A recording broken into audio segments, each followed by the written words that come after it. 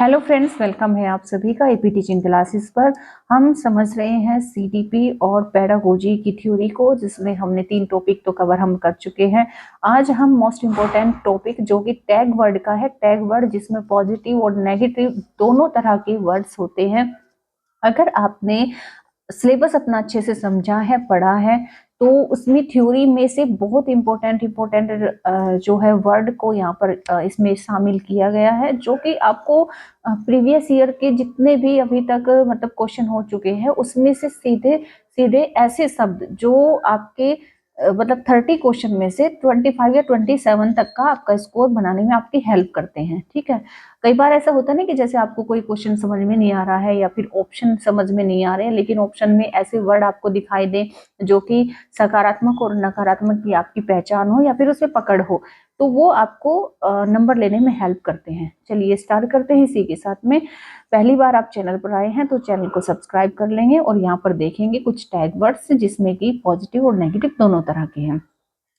तो ये कैसे काम करते हैं, इनका यूज कैसे करना है। जैसे फॉर एग्जांपल यहाँ पर एक साइड में है पॉजिटिव वर्ड, ठीक है, एक साइड में यहाँ पर क्या है पॉजिटिव वर्ड है और दूसरी साइड में है नेगेटिव वर्ड। ठीक है, तो जैसे फॉर एग्जांपल आपके सामने कोई क्वेश्चन आया और क्वेश्चन है चिंतन का। चिंतन का क्वेश्चन है कि उसमें आपसे पूछ लिया गया है कि एक शिक्षिका होने के नाते आपको ऐसा शिक्षण कराना है कि जिससे बच्चों में फिल इन द ब्लैंक्स का विकास हो, चिंतन का विकास हो। तो कैसा चिंतन, जब आपसे ये क्वेश्चन पूछा गया है कि हमें बच्चों में कैसे चिंतन का विकास करना है, तो चूंकि मनोविज्ञान ये कहता है कि हमें बच्चों में कैसे चिंतन का विकास करना है, तो हमें अपसारी चिंतन का विकास करना है। ठीक है, और जिस ऑप्शन में भी आपको अपसारी चिंतन या फिर समालोचनात्मक चिंतन या फिर अनुरूपक चिंतन में से आपको कोई भी दिखाई दे जाता है, तो वही आपका जो है आंसर हो जाएगा। ये आपको ध्यान रखना है। और हमें कैसे चिंतन का विकास नहीं करना है, जब आपसे ये पूछ लिया जाए कि हमें किस प्रकार के चिंतन का विकास बच्चों में नहीं करना है या फिर उनको किस प्रकार का शिक्षण नहीं कराना है कि जिससे बच्चों में ऐसे चिंतन का विकास हो, तो अभिसारी चिंतन का विकास बच्चों में हमें नहीं कराना, ही नकारात्मक माना जाता है। क्यों? क्योंकि इसमें बच्चों की सोच सीमित हो जाती है, वो एक बिंदु के आगे नहीं सोच पाते हैं। तो हमें तो बच्चों को ऐसा नहीं बनाना है, हमें तो बच्चों को ऐसा बनाना है कि वो डाइवर्जेंट सोचे, यानी कि वो कई तरीके से किसी भी समस्या पर कई तरीके से सोचने की जो है क्षमता उनमें विकसित हो। तो इस वजह से हमें कैसे चिंतन का विकास कराना है, अपसारी चिंतन का। अपसारी चिंतन का ऑप्शन उसमें नहीं है, अनुरूपक का है। तो आप एनालॉजिकल थिंकिंग को भी जो है सकारात्मक ही मानेंगे, आप जो है क्रिटिकल थिंकिंग को भी सकारात्मक ही मानेंगे, यानी कि बच्चे तर्क वितर्क करना सीखे, बच्चे विश्लेषण करना सीखे, वही समालोचनात्मक चिंतन होता है। ठीक है, इस तरीके से हमें बच्चों में इस प्रकार के चिंतन का विकास करना है, लेकिन हमें कन्वर्जेंट थिंकिंग से बचना है। बच्चे को केंद्राभिमुखी नहीं बनाना है, बच्चे को अपसारी चिंतक नहीं बनाना है। ठीक है, ये आपको ध्यान रखना है। तो ये पॉजिटिव माना जाएगा और ये नेगेटिव माना जाएगा। ठीक है, अगर हम शिक्षा की बात करें तो मनोविज्ञान, बाल मनोविज्ञान क्या कहता है कि हमें बच्चों को किस प्रकार की शिक्षा देनी है या फिर शिक्षा किस प्रकार की होनी चाहिए। तो बच्चों की शिक्षा कैसी होनी चाहिए, बाल केंद्रित होनी चाहिए, यानी कि चाइल्ड सेंटर्ड होनी चाहिए। इसके अलावा अगर उसमें ऑप्शन आ जाता है शिक्षक केंद्रित, तो वो गलत होता है। शिक्षक केंद्रित बाल मनोविज्ञान क्या कहता है कि शिक्षा शिक्षक केंद्रित नहीं होनी चाहिए, शिक्षक के चारों ओर नहीं घूमनी चाहिए, बल्कि बच्चे पर फोकस होना चाहिए। और बच्चा जब पढ़ रहा हो तो बच्चा कैसा हो, सक्रिय हो। बच्चे को आपको ध्यान देना है कि बच्चा सक्रिय हो, ना कि बच्चा निष्क्रिय हो। अगर बच्चा निष्क्रिय होगा तो ये क्या गलत माना जाएगा, ये नकारात्मक माना जाएगा। ठीक है ना। और बच्चे की शिक्षा कैसी होनी चाहिए, सबसे ज्यादा अच्छी जो शिक्षा होती है वो कौन सी होती है, समावेशी। यानी कि अगर आपसे पूछा जाए कि सबसे बेहतर तरीका बच्चों को समावेश करने का, सबसे बेहतर तरीका बच्चे के एक बच्चे को दूसरे बच्चे से जोड़ने का, या फिर जो है सबसे बेहतर तरीका जो सर्वव्यापी है, सार्वभौमिक है, वो कौन सा है, तो वो समावेशी शिक्षा का है। वो कौन सा है, समावेशी शिक्षा। क्यों? क्योंकि इस कक्षा में सभी तरह के बच्चे होते हैं और वो बच्चे एक ही विद्यालय में एक ही छत के नीचे पढ़ते हैं। ठीक है, और उस विविधता के कारण जो है कक्षा में कैसा विविधता का सम्मान होना चाहिए, ना कि विविधता को नकार देना चाहिए, विविधता को बुरा नहीं मानना चाहिए, है ना। विविधता को कैसे मानना चाहिए, विविधता का सम्मान करना चाहिए, रेस्पेक्ट करना चाहिए कि हमारे यहाँ पर इंडिविजुअल टाइप के जो है बच्चे हैं, ठीक है। और शिक्षा कैसी होनी चाहिए, सहभागी होनी चाहिए, यानी कि कोऑपरेटिव लर्निंग होनी चाहिए। तो लर्निंग कोऑपरेटिव होनी चाहिए, जैसे कि वाइगोत्स्की भी कहते हैं कोऑपरेटिव लर्निंग होनी चाहिए, एक दूसरे का कोऑपरेट करके बच्चों को सिखाना चाहिए, वो शिक्षा सबसे ज्यादा बेस्ट मानी जाती है। तो इस वजह से बाल मनोविज्ञान में इसको सकारात्मक माना जाएगा। लेकिन अगर ये कह दिया जाए कि हमें एक शिक्षिका होने के नाते या फिर जो है आप एक शिक्षक होने के नाते किस तरह की शिक्षा को बढ़ावा देंगे, तो अगर आप दे रहे हैं विशेष शिक्षा को बढ़ावा, इंटीग्रेटेड, फॉर एग्जांपल आपके पास में कोई ऐसा बच्चा है जो डिसेबल्ड है या फिर उसके जो है वो किसी भी पार्ट से किसी भी अंग से कमजोर है, तो आप एक शिक्षक होने के नाते उनके पेरेंट्स को किस तरह का सुझाव देंगे कि उसको कैसी शिक्षा दी जाए। अगर आप सुझाव दे रहे हैं कि उसको समावेशी शिक्षा में ही रखा जाए, तो आप जो है आपका आंसर सही हो जाएगा। लेकिन आपने आंसर दे दिया विशेष शिक्षा, ठीक है ना, तो ये नकारात्मक माना जाएगा। तो हमें नकारात्मक की तरफ, विशेष शिक्षा की तरफ, इंटीग्रेटेड एजुकेशन की तरफ नहीं जाना है। ना विशेष कक्षा होनी चाहिए, ना ही विशेष शिक्षा होनी चाहिए, ठीक है। तो होनी चाहिए कैसी, समावेशी। और एक रूप अध्ययन सामग्री नहीं होनी चाहिए, क्योंकि बच्चे विविध प्रकार के हैं, तो सामग्री भी कैसी होनी चाहिए, विविध होनी चाहिए, विविध प्रकार की होनी चाहिए, उनकी आवश्यकताओं के अनुसार। उनकी आवश्यकता को ध्यान में रखकर अगर सामग्री का कलेक्शन, आप अध्ययन सामग्री का कलेक्शन आप कर रहे हैं, तो आपकी शिक्षा सबसे ज्यादा बेस्ट है, ठीक है। तो ये आपको ध्यान रखना है। इसी तरीके से आप देखिए सर्वांगीण विकास, जब हम बात करते हैं, हमने देखा है कि बच्चे का सिर्फ एक पक्ष तो होता नहीं है, उसका सामाजिक पक्ष भी होता है, उसका नैतिक पक्ष भी होता है, उसका संवेगात्मक पक्ष होता है। तो जब इतने पक्षों की हम बात करेंगे, तो सिर्फ एक पक्ष को तो हमें ध्यान रखने नहीं रखना है कि सिर्फ उसका मानसिक विकास तो आपको नहीं करना है, उसका शारीरिक विकास पे भी ध्यान देना है, नैतिक पे भी देना है, सामाजिक पे भी देना है। तो इसीलिए हमें सर्वांगीण विकास यानी कि ओवरऑल डेवलपमेंट की तरफ जाना है, तो ये सकारात्मक माना जाएगा। लेकिन अगर आप एक पक्षीय विकास, है ना, अगर आपसे क्वेश्चन पूछ लिया जाए कि आप एक शिक्षक होने के नाते आपकी कक्षा में जो है आपका उत्तरदायित्व बनता है कि आप बच्चे का संवेगात्मक, नैतिक और सामाजिक और जो है शारीरिक विकास करे, ठीक है, आपका ये दायित्व बनता है, ठीक है। तो आप कौन से जो है पक्ष को चुनोगे, तो अगर आप एक पक्ष के विकास की तरफ जा रहे हैं, तो वो नकारात्मक माना जाएगा, है ना। लेकिन आपको जाना है किसके, ओवरऑल डेवलपमेंट की तरफ, यानी कि सर्वांगीण विकास की तरफ। और जहां पर आपको किसी भी क्वेश्चन में, किसी भी ऑप्शन में केवल दिखाई दे, मात्र दिखाई दे, ओनली दिखाई दे, या फिर सीमित दिखाई दे, लिमिटेड दिखाई दे, यानी कि सीमित अध्ययन करा देना चाहिए, या फिर जो है सीमित जो है वो प्रैक्टिस करानी चाहिए, या फिर सीमित जो है होमवर्क देना चाहिए, तो इस तरह के जो है गलत हो जाएगा, ठीक है, वो नकारात्मक माना जाता है। ठीक, आपको ध्यान रखना है, इस तरह के वर्डों को चयन कर लेना है। अगर प्रोत्साहित, जैसे यहाँ पर है एक वर्ड है प्रोत्साहित करना, तो हमें बच्चों को एनकरेज करना है, प्रोत्साहित करना है कोई भी काम करने के लिए, चाहे वो स्टडी हो, चाहे वो याद करना हो, चाहे वो जो है खेलना हो, तो हमें हर एक चीज के लिए उनको एनकरेज करना है, प्रोत्साहित करना है, ये सकारात्मक माना जाएगा। अगर हम उन्हें हतोत्साहित कर रहे हैं कि तुम नहीं कर पाओगे, तुम रहने दो, है ना, तुमसे नहीं हो पाएगा, तो इस तरीके से हमें बच्चे को डिस्करेज नहीं करना चाहिए, हतोत्साहित नहीं करना चाहिए, ना ही उसे उकसाना चाहिए, ना ही उसे उकसाना चाहिए, ना ही उसे भड़काना चाहिए, ना ही उसे फटकारना चाहिए, ना उसे डराना चाहिए, ना उसके साथ में पक्षपातपूर्ण व्यवहार करना चाहिए। ठीक है, ये बात आप ध्यान रखोगे। क्यों? क्योंकि ये नकारात्मक माना जाता है, ये नेगेटिव सेंस में चला जाता है। तो इस वजह से जो है बाल विकास मनोविज्ञान ये कहता है कि हमें बच्चे को प्रोत्साहित करना है, ये चीजें हमें उसके साथ में नहीं करनी है। ठीक है, अगर हम लर्निंग की बात करें, तो लर्निंग कैसी होनी चाहिए, अधिगम कैसा होना चाहिए बच्चे का। तो अगर आप लर्निंग करा रहे हो खोज आधारित, जैसे कि यहाँ पर जीन पियाजे भी कहते हैं कि लर्निंग कैसी होनी चाहिए, खोज आधारित होनी चाहिए। इसी वजह से उन्होंने बच्चे को नन्हे वैज्ञानिक कहा है, क्योंकि वो खोज इनके द्वारा ही चीजों को सीखते हैं। ठीक है, तो लर्निंग जो सकारात्मक मानी जाएगी, अच्छी मानी जाएगी, तो वो खोज आधारित होनी चाहिए, अन्वेषण आधारित होनी चाहिए। बच्चा ऑब्जर्व करे चीजों को, ठीक है, अन्वेषण करके सीखे, करके सीखने पर आधारित होनी चाहिए, अनुभव पर आधारित होनी चाहिए, उसको एक्सपीरियंस कराओ, उसको प्रैक्टिकल कराओ, ठीक है, वास्तविक जीवन से जोड़कर उन्हें उदाहरण पढ़ाना। जब आप क्लास में पढ़ा रहे हो तो कोई भी एग्जाम्पल आप दे रहे हो तो किताबी एग्जाम्पल गलत हो जाएगा, नकारात्मक हो जाएगा, वो सीमित माना जाएगा। आपको कौन से एग्जाम्पलों का, उदाहरणों का यूज करना है, वास्तविक जीवन से जोड़कर एग्जाम्पल उठाने हैं, तब उनको जो है समझाना है, और आपको ऐसा समझाना है जिसमें बच्चे अर्थ समझ पाए। जो आप पढ़ा रहे हो वो बच्चा उस कंटेंट का अर्थ समझे कि इसका अर्थ क्या है, तो अर्थ समझा कर पढ़ाना, ठीक है, बच्चे उसका अर्थ समझ पाए, अर्थ समझा कर पढ़ाना, ना कि पुस्तक आधारित आपको पढ़ाना है, ना कि उसको रटवाना है, ना कि उसको याद करवाना है, ना कि उसको कंठस्थ करवाना है, ना कि आप उसको रोट लर्निंग कराएंगे, ठीक है, आपको ये काम नहीं करने हैं। अगर आप ये काम कर रहे हैं इनसे तो ये नकारात्मक माना जाता है, इनसे आपको बचना है, ठीक है।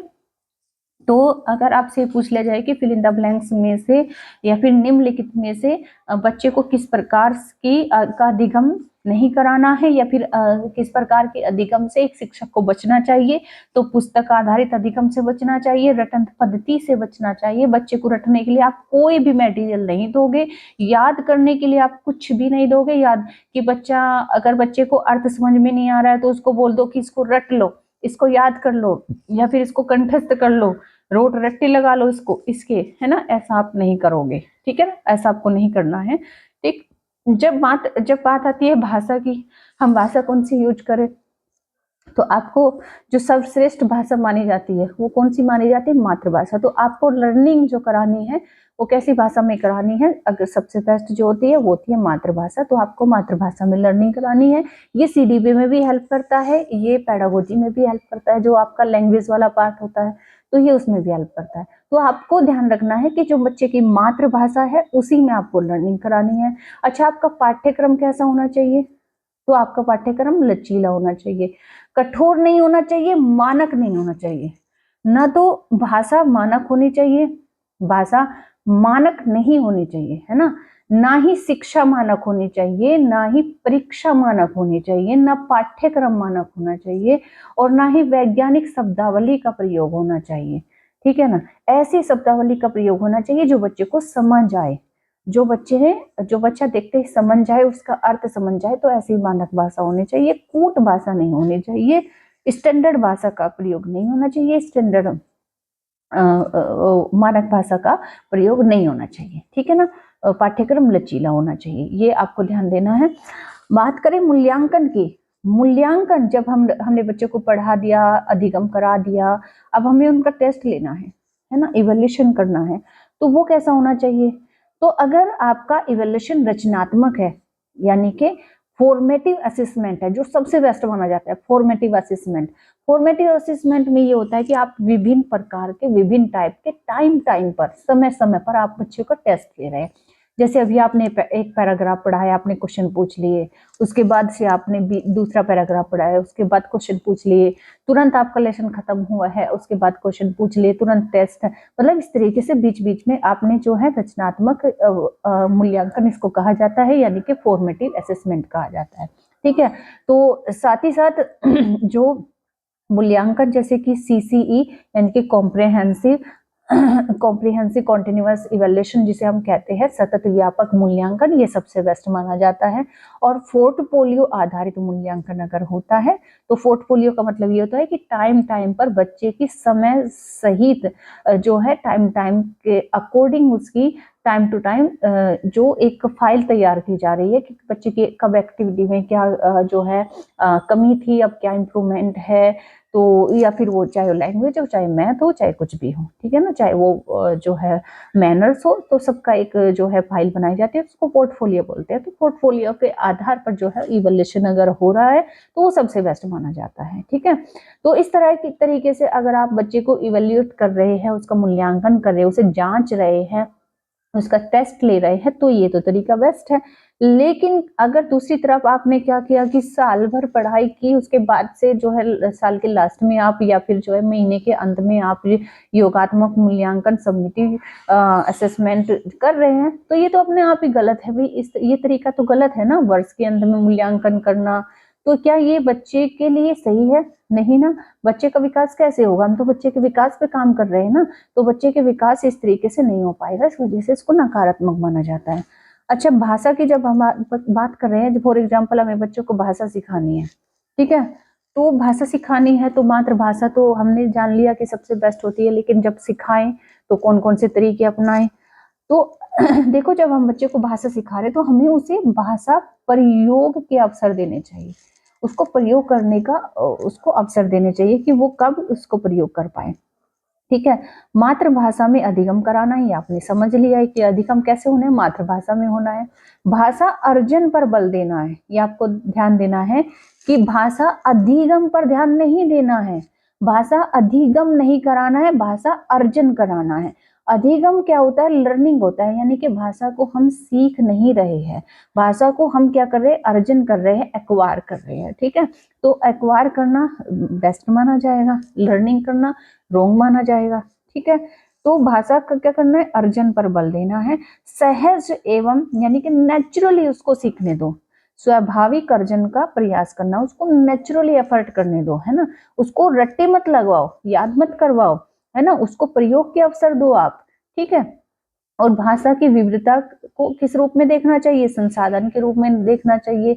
विचारों की अभिव्यक्ति की उसे स्वतंत्रता देनी चाहिए, तभी तो भाषा में, जैसे फॉर एग्जांपल आप इंग्लिश ही सिखा रहे हो उसको, तो इंग्लिश के आप प्रयोग के उसे अवसर दो ना। आप उसे जो जो भी आप उसके मन में विचार आ रहे हैं उसको एक्सप्लेन करने का आप जो है उसको फ्रीडम दो कि एक्सप्लेन कर पाए, वो उसको मौके दो, चांस दो आप उसको, है ना। तभी तो वो भाषा अपने प्रयोग कर पाएगा, सीख पाएगा, तभी तो उसकी भाषा में जो है सुधार हो पाएगा, ठीक। लेकिन अगर आप उसकी मातृभाषा को अनदेखा कर रहे हैं, जिस भाषा में बात करता है, जो उसकी माता की भाषा है, तो वो क्या है? नकारात्मक माना जाएगा।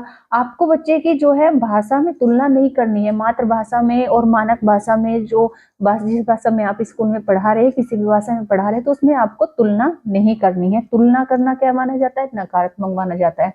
चाहे वो बच्चों के बीच तुलना हो, चाहे वो भाषा के बीच तुलना हो, हमें तुलना नहीं करनी है, ना ही हमें रटने पर बल देना है, ना ही जो उसकी पूर्व ज्ञान है। जैसे फॉर एग्जाम्पल जो है जैसे कोई कोई फेंकने को टेरना बोलता है, कोई फेंकना बोलता है, तो वो जो उसका शब्द है, जिस भाषा जिस रूप में उसको जानता है, तो उसको क्या कहे? अनदेखा नहीं करना चाहिए।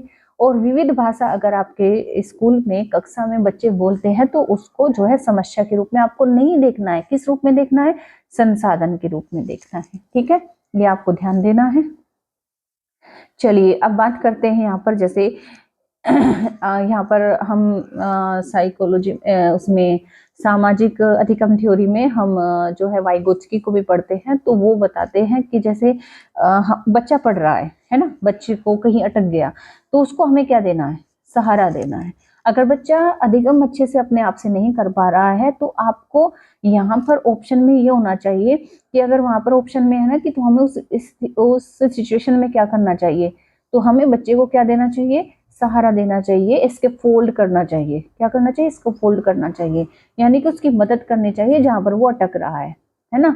ना कि हमें जो है उसे क्या करना चाहिए, ना कि बस ग्रेडिंग कर देना, रैंकिंग कर देना, या फिर अंक दे देना, या फिर परीक्षा फल पर जोर देना कि तुम्हें तो सिर्फ और सिर्फ पास होना या फिर फेल होना है, उस पर जोर नहीं देना चाहिए। बल्कि जहां जहां बच्चा अटके, जो समस्या अपने आप से समाधान नहीं कर पा रहा है, वहां पर हमें सहारा देकर आगे बढ़ाना है, उसको आगे ले जाना है ना। सिर्फ और सिर्फ परीक्षा फल पर हमें जोर नहीं देना है, ना फिर हमें अंक देने पे बात करनी है कि जितना कर पा रहा है ठीक है, उतने अंक इसको देके छुट्टी करते हैं, ठीक है। ऐसा आपको नहीं करना है। हम बात करें अगर विधि की मतलब कौन सी विधि अच्छी होती है चिंतन की, ठीक है, तो आगमन विधि बेस्ट मानी जाती है। लेकिन वहीं पर जो दूसरी इसके अपोजिट है निगमन विधि। निगमन विधि में क्या होता है कि बच्चों को नियम रटा दिए जाते हैं, है ना, रूल्स रटा दिए जाते हैं, रूल्स के बाद से बच्चा जो है एग्जाम्पल में जाता है, उसको सॉल्यूशन करता है। लेकिन आगमन में ये होता है कि आगमन में विधि में बच्चा क्या होता है कि बच्चे को पहले एग्जाम्पल दिए जाते हैं, बच्चे को पहले एग्जाम्पल दिए जाते हैं कि अगर हम ऐसा एक्स का यूज यहाँ पे करेंगे या फिर जो है इस तरह के एग्जाम्पल लिए जाते हैं, तो उसके बाद से उसका नियम पूछा जाता है ना, कि इसका नियम क्या बनेगा। फॉर एग्जाम्पल उसको जो एग्जाम्पल दे दिया गया कि पानी हवा इस तरीके से, मतलब जो हवा होती है उसमें ये मिलके जो है इन तत्वों से मिलकर हवा बनती है, वो सॉरी जल बनता है, ठीक है, इन तत्वों से मिलकर जल बनता है। तो इसका जो है फॉर्मूला क्या बनेगा, रूल क्या बनेगा, ठीक है। तो उसको उदाहरण से नियम की तरफ ले जाया जाता है। तो ये बेस्ट तरीका माना जाता है। हमें बच्चों को पहले उदाहरण देने चाहिए, उसके बाद से नियम समझाने चाहिए। सृजनात्मकता उनके अंदर पैदा करनी चाहिए, विवेचनात्मक चिंतन उनके अंदर विकसित करना चाहिए, ना कि वो जो है डिडक्टिव मेथड की तरफ जाए।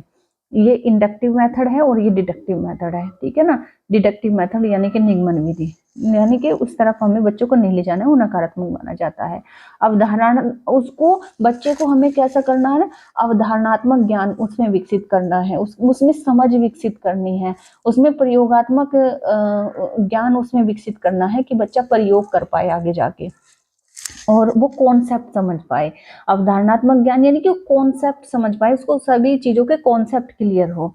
और वो प्रयोगात्मक यानी कि आगे जाके वो एक्सपीरियंसली उसको जो है यूज कर पाए, प्रयोग कर पाए, ना कि सिर्फ हमें उसको रोजगार के लिए अगर हम पढ़ा रहे हैं तो ये नकारात्मक माना जाएगा। अगर हम उसे व्यवसायिक अध्ययन करा रहे हैं यानी कि व्यवसाय करने के लिए हम उसे शिक्षा करा रहे हैं तो ये भी नकारात्मक माना जाएगा, ठीक है ना। यहाँ तक आपको समझ में आ गया होगा।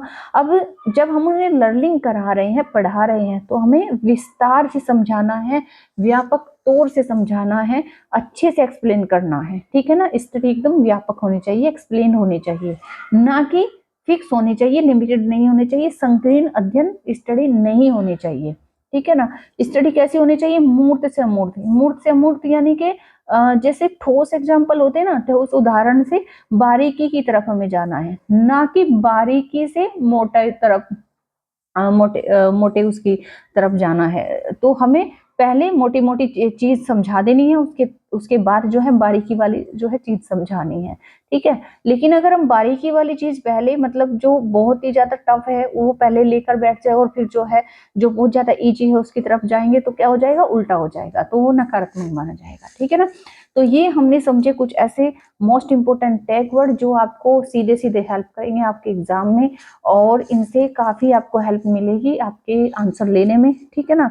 बाकी लोगों को भी आप जो है ये वीडियो शेयर करें, जिसके लिए ये हेल्पफुल हो सकती है, आपकी अंडरस्टैंडिंग बनाने में भी हेल्प करेगी और आपको कॉन्फिडेंस भी आएगा इससे, ठीक। तो इसे शेयर करना बिल्कुल ना भूलें। और इसकी पीडीएफ के लिए आप टेलीग्राम चैनल को ज्वाइन कर सकते हैं। एपी टीचिंग टेलीग्राम चैनल है, उस पर आपको इसकी वीडियो जो है पीडीएफ मिल जाएगी। अगर पीडीएफ आपको चाहिए तो उसके लिए मैसेज जरूर कर देना, ठीक है, बॉक्स में मैसेज जरूर छोड़ देना, ठीक। तो चलिए मिलते हैं नेक्स्ट क्लास में, तब तक के लिए thank you, take care, bye bye.